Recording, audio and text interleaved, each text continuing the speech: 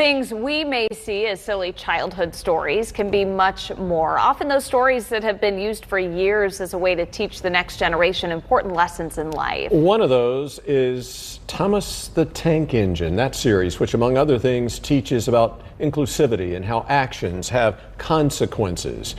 UNC Greensboro grad is showing how powerful all that is in a new documentary, as you'll see in this evening's Buckley Report.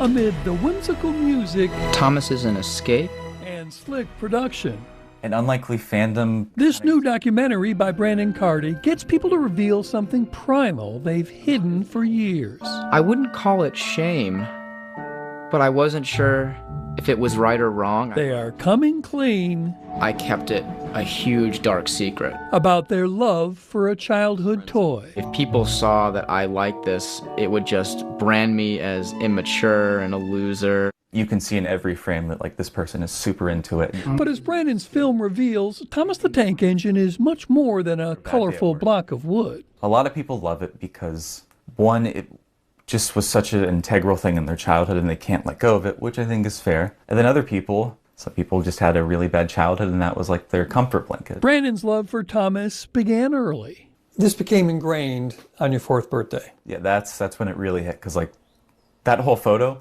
everything is Thomas themed. Though it really began before he could talk. That's Brandon there on the left, playing with his older brother's Thomas set. It just kind of went to me when he got out of it. The only difference is he grew out of it, I didn't.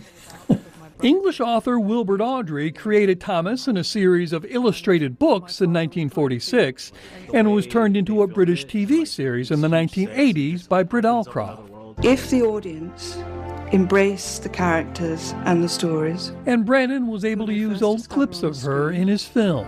Maybe they first discovered them in the books, but maybe they first discovered them on the screen. Brandon, there probably isn't a Thomas DVD that you don't have. Seems to have them all. Basically every sort of English release is all here across these two shelves. Any idea how many that is? I don't know, but funnily enough, this tape you have in your hands sold on eBay for $800 last month. Oh my God. And I got it for $30. So that's going to pay my rent someday. Right now, video and film work is how he pays the bills, including his Thomas documentary titled An Unlikely Fandom that's making the rounds at various film festivals. It's the one thing that I am really good at. I'm not into sports, I'm not into cars, not anything else like that, but filmmaking, I love all of it.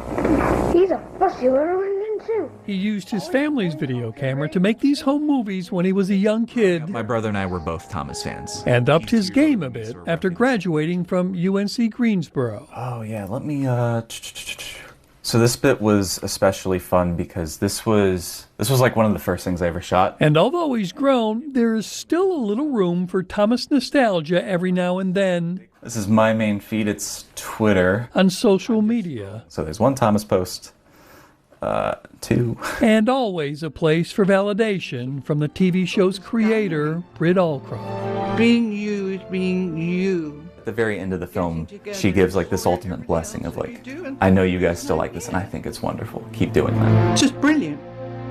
So stay unlikely. A lot of people made fun of me for liking this, when I was 10 or 11.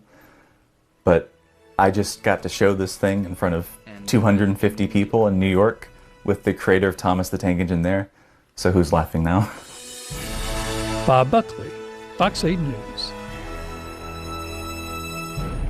After An Unlikely Fandom makes its way through the film festivals, Brandon hopes to get it on a streaming platform like Amazon Prime or Netflix. Meanwhile, you can see more clips and learn more about the documentary on the website, anunlikelyfandom.com.